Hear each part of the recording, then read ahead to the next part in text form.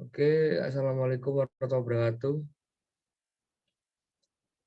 Di sini kami dari kelompok 1 ingin mempresentasikan tentang hasil kerja kami, yaitu mengenai tangki pencampuran kapur berdasarkan kadar keasaman berbasis PLC Omron CP1E, NA, dan HMI. Next.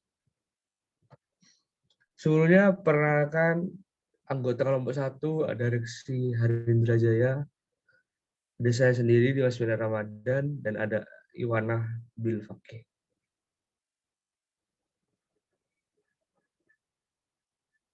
Yang pertama adalah latar belakang. Latar belakang perumusan penelitian kali ini yaitu yang pertama peralihan teknologi mesin dari konvensional menjadi bekerja secara otomatis.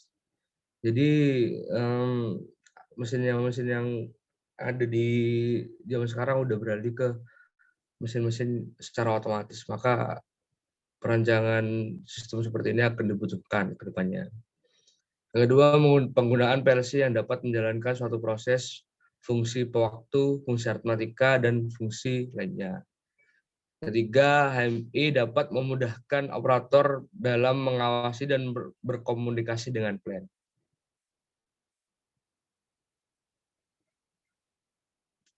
Rumusan masalah dan terdapat tujuan dan manfaat. Rumusan masalah yaitu yang pertama bagaimana ladder diagramnya, apa saja komponennya. Yang ketiga bagaimana cara mendesain HMI. Yang keempat bagaimana prinsip kerjanya. Selanjutnya tujuan dari perancangan ini yaitu yang pertama memahami ladder diagram sistem, yang kedua memahami komponen yang dipakai, yang ketiga memahami cara mendesain HMI, yang keempat memahami cara kerja sistem. Selanjutnya yang terakhir manfaat. Yang pertama mampu membuat ladder diagram, yang kedua mengetahui komponen yang dibutuhkan, ketiga mampu mendesain HMI, yang keempat mampu mengetahui cara kerja sistem. Tujuan tinjauan pustaka. Adapun beberapa yang perlu diketahui di sini ada derajat keasaman. Jadi dari pH 1 sampai pH 14.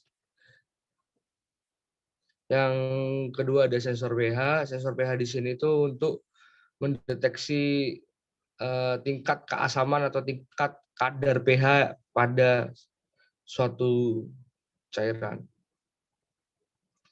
Yang selanjutnya ada PLC. PLC di sini sebagai otak dari otomasi yang dipakai dalam perancangan sistemnya. Selanjutnya ada conveyor screw. Conveyor screw ini seperti fungsinya itu seperti mixer yang terdapat pada tabung pencampuran atau tangki pencampuran. Selanjutnya ada motor AC. Next.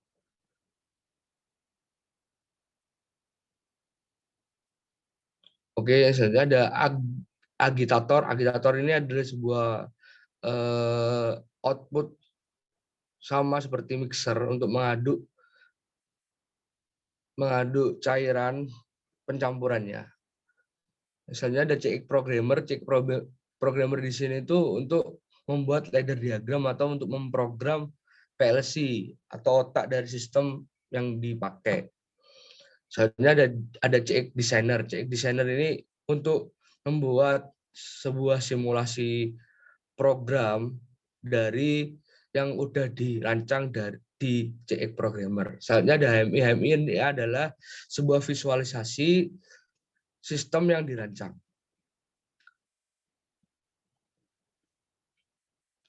Selanjutnya akan dilanjutkan oleh Iwana. Monggo. Baik, terima kasih. Untuk selanjutnya yaitu metodologi penelitian.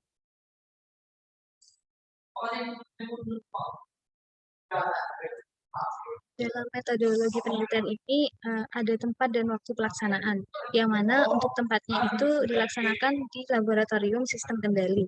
Dan waktu pengerjaan perancangan ini yaitu dari 19 November sampai 3 Desember 2021. Kemudian ada alat dan bahan. Untuk alat yang digunakan yaitu yang pertama laptop atau PC, kemudian selanjutnya ada CX programmer, dan yang ketiga ada CX designer. Sedangkan untuk bahan yang digunakan itu terdapat sensor pH, yang mana seperti yang dijelaskan Mas Milan tadi, digunakan untuk mendeteksi tingkat keasaman, kemudian ada PLC, yang ketiga ada conveyor screw, kemudian yang keempat ada motor AC, yang mana motor AC ini sebagai penggerak dari katup, kemudian ada agitator sebagai mixer, pengaduk, dan yang terakhir ada pompa bubur. Untuk selanjutnya yaitu diagram alir penelitian.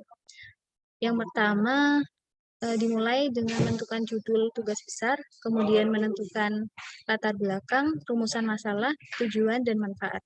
Kemudian setelah itu membuat ladder diagram pada software CX Programmer, dan selanjutnya dibuat visualisasi HMI pada CX Designer, yang mana setelah dibuat perancangan ladder dan desain HMI-nya, maka sistem tersebut akan diuji apakah sesuai dengan sistem yang ditentukan berdasarkan tugas dari yang diberikan.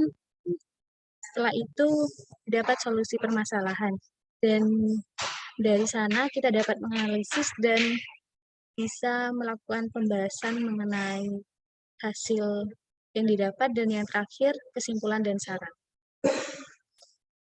Yang selanjutnya yaitu diagram alir kerja alat dalam mode otomatis. Ketika tombol start ditekan, maka dia akan langsung dalam mode otomatis, yang mana dalam mode otomatis ini kita memberikan masukan kapur. Setelah itu di sini ada dua kondisi. Yang pertama ada kondisi ketika pH kurang dari 5, dan yang kedua ada kondisi ketika pH kurang lebih besar dari 7. Untuk kondisi pH kurang dari 5 itu akan menyalakan PLC, dan kemudian katup akan terbuka, yang mana akan mengalirkan mengalirkan material kapur dan air, yang mana dengan perbandingan 1 untuk kapur dan 10 untuk air. Selanjutnya, setelah katup terbuka, maka material akan masuk menuju konveyor. Dari konveyor ini akan menyalurkan bahannya ke tangki pencampuran, dan di dalam tangki pencampuran ini agregator akan berjalan untuk mencampur material. Kemudian setelah material tercampur, maka pompa akan memompakan hasil pencampuran ke kolam bubur. Untuk yang kondisi pH lebih besar dari 7, di sini akan menonaktifkan PLC, sedangkan untuk agregatornya akan terus berjalan. Untuk yang selanjutnya yaitu diagram alir kerja alat dalam mode manual. Jadi, ketika tombol start ditekan, selanjutnya kita dapat menekan juga tombol mode manual. Dan pada mode manual ini, kita dapat memasukkan nilai kapur dan juga memasukkan nilai air. Setelah itu, dalam mode manual ini dapat menonaktifkan PLC. Dan setelah itu, katup dapat terbuka, yang mana akan mengalirkan material ke konveyor, dan dari konveyor ke tangki pencampuran. Di dalam tangki pencampuran ini, agregator akan bekerja untuk melakukan pencampuran, dan yang terakhir, hasil pencampuran akan dipompakan menuju kolam bubur. Untuk prosedur pembuatannya itu, yang pertama, menyiapkan alat dan bahan, yang kedua, membuka dan menjalankan software CX Programmer, yang ketiga, membuat ladder diagram sesuai dengan ketentuan, yang keempat, membuka dan menjalankan software CX Designer, yang kelima, membuat desain HMI pada software CX Designer, yang keenam, menjalankan simulasi pada kedua software, dengan memonitoring pada software CF Designer, dan yang terakhir menguji program apakah sudah sesuai dengan ketentuan sistem yang diberikan. Untuk selanjutnya simulasi dan cara kerja alat akan dilanjutkan oleh Mas Reksi. Ya, selanjutnya adalah simulasi kerja dari sistem ini. Nah, sebelumnya mohon maaf, saya tidak bisa menampilkan visual gambar karena keterbatasan kamera. Di sini bisa kelihatan. Nah, terus sini ini kelihatan kan ya? Gimana penilaian? Sudah terlihat, Mas. Kelihatan banget. Oke, jadi di sini ada DCX Programmer. Jadi untuk sistemnya ini semuanya ada di sini. Jadi anggapannya ini adalah codingnya, tapi berupa ada diagram. Jadi tak jelaskan di pertama. Jadi di sini ada tombol start dan stop untuk mulai sistem itu dan menghentikan sistem ini. Dan di sini ada fungsi keep. Jadi di keep di sini adalah fungsinya sebagai sama seperti rangkaian pengunci. Jadi nanti rangkaian pengunci ini ada dua masukan. Jadi ada stop, ada start dan stop. Dan selanjutnya di sini akan menghidupkan relay internal dengan alamat 10.00. Di mana di sini ada input dari sensor itu 0,02 untuk pH kurang dari 5 dan lebih dari 7 akan masuk ke 0,03. Untuk manualnya sendiri ada pada input 0,01 berupa tombol. Dan di sini ada anggapnya ini pengaman. Jadi saat mode 2 ini bekerja, jadi mode 1 dan mode manual tidak akan bisa bekerja. Jadi sistemnya seperti itu. Dan untuk mode 1 sendiri, sini ada PLC on dan PLC off. Jadi saat mode 1 berjalan akan menghidupkan PLC on, dan jika mode 2 dan atau pH lebih dari 7 akan menghasilkan PLC off, dan berlaku juga pada mode manual. Di sini ada katup, yakni katup akan mati saat pH lebih dari 7 itu terdeteksi. Jadi pada mode 1 dan mode manual katup akan hidup. Sama juga dengan pompa bubur. Nah, di sini ada manual will go. Manual will go ini apa? Jadi manual will go di sini adalah tombol untuk mulai untuk mode manual. Ini di sini juga ada rangkaian pengunci juga pada relay internal 10.06. Dan on screw di sini adalah conveyor. Jadi pada mode 1 dan 10.04 ini akan dijelaskan pada tab berikutnya. Dan mode manualnya jadi 10.06 harus terpenuhi. 10.06 tadi adalah tombol manual itu. Dan on screw akan mati saat mode 2 atau pH lebih dari 7 terdeteksi. Dan agitator akan berjalan seterusnya saat sistem dimulai. Dan di sini adalah sistem untuk reset. Jadi saat stop atau paper cycle ini on. Nah, jadi pada memori D0 akan bernilai 0, pada D1 akan bernilai 1, dan memori D10 akan bernilai 0. Di sini increment kapur adalah nilai tambahan kapur. Jadi increment kapur nanti akan masuk ke dalam memori D0, dan decrement kapur juga akan mengurangi D0. Jadi increment kapur di sini mengalami binary increment, jadi menambah, dan di sini binary decrement untuk mengurangi. Dan di sini D10 yaitu nilai air saat mode auto.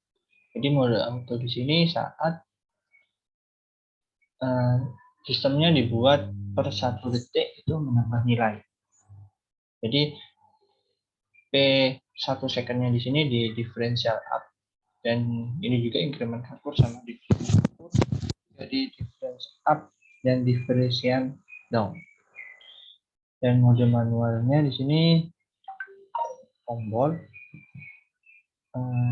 ini differential up, jadi untuk mode manual di sini ditekan secara manual. Dan mode manualnya di sini ini berlaku untuk pengurangan saja untuk airnya. Jadi di 10 ini adalah nilai air secara aktual. Nah, di sini adalah mode 1. Mode 1 karena perbandingan pada mode 1 itu adalah 1:10. Jadi di 0 tadi yang berupa nilai dari yang kita mengkapur akan dikalikan dengan nilai 10 dan masuk pada memori D1. Dan D1 tadi di-compare dengan D10, di mana D10 tadi merupakan nilai aktual dari air.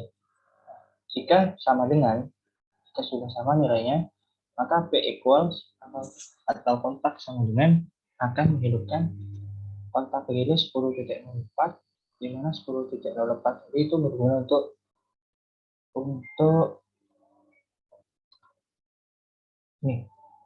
memulai on screw. Jadi walaupun mode 1 ini terbenefit, namun compare dari aktual dan nilai memorinya itu berbeda, jadi aktuatornya tidak berjalan. Jadi yang membedakan mode 1 dan mode manual adalah 10.04 ini adalah compare dari nilai memori, dan 10.06 sendiri adalah untuk mode manual itu adalah tombol. Ini kita gunakan pakai programmer. Di situ kita coba PLC-nya, HMI ya.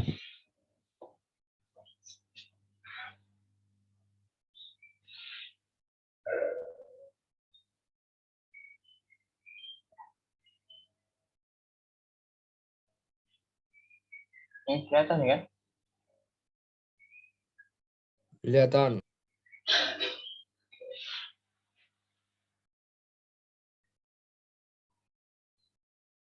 Nah, di sini ada beberapa tombol, jadi start stop.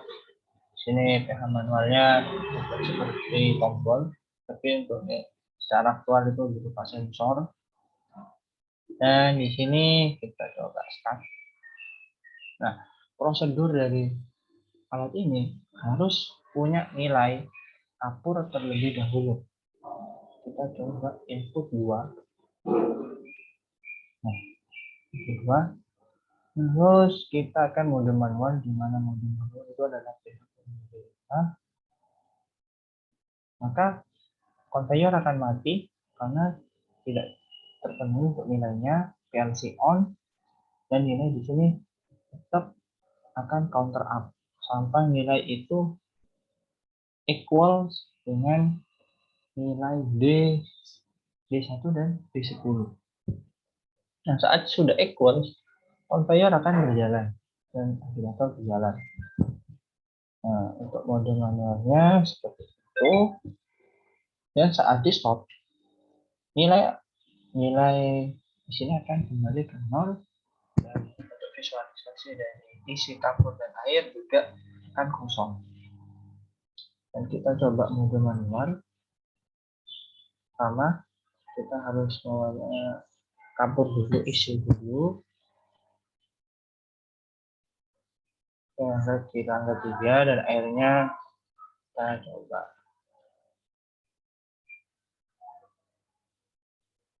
Manual, kita klik manual dulu.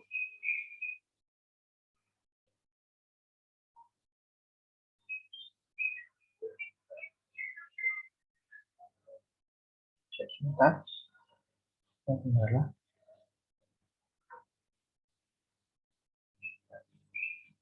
Oke, saya manual.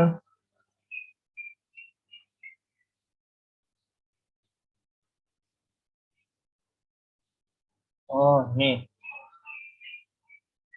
manualnya. Maaf, seperti ini. Sorry. Di start, kita manual klik. Kita dapur-dapurnya. Kita atur airnya. Dan saat anggaplah ini sudah sesuai dengan apa yang kita minta. Lalu untuk menjalankan sistemnya kita pencet manual go. Berarti konveyor baru berjalan untuk mode manualnya. Kita coba yang mode yang lebih dari 7, di mana modenya ini anggapannya mode mati.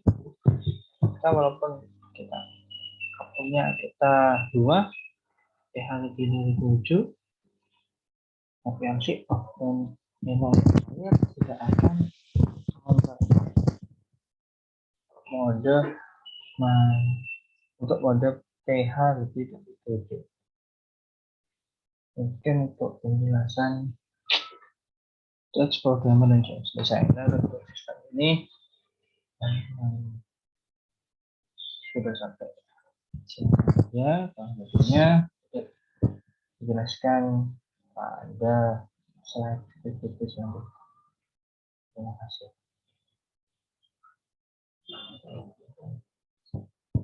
Mungkin bisa dilanjut untuk PPT-nya.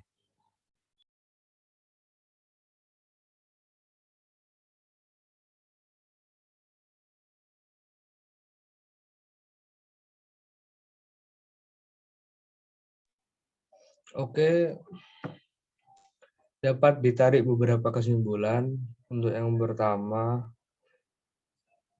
fungsi keep sebagai koil yang dapat menjaga dan mengunci alamat koil agar dalam kondisi on. Yang kedua, instruksi increment sebagai penambah data pada alamat sebanyak 1. Ketiga, instruksi decrement yaitu sebagai pengurangan data sebanyak 1. Yang keempat, compare dengan perbandingan equal akan membandingkan 2 data agar diperoleh yang sama. Next. Terdapat saran yang pertama, mengoptimalkan kualitas dan kinerja alat dengan meningkatkan desain HMI. Yang kedua, perlu diperhatikan dalam mengintegrasikan CX Designer dan CX Programmer agar dilakukan pengkonfigurasian yang sama antara komponen yang dipakai. Yang ketiga, yaitu dalam pendeteksian tingkat keasaman perlu ditambahkan metode neural network agar lebih presisi.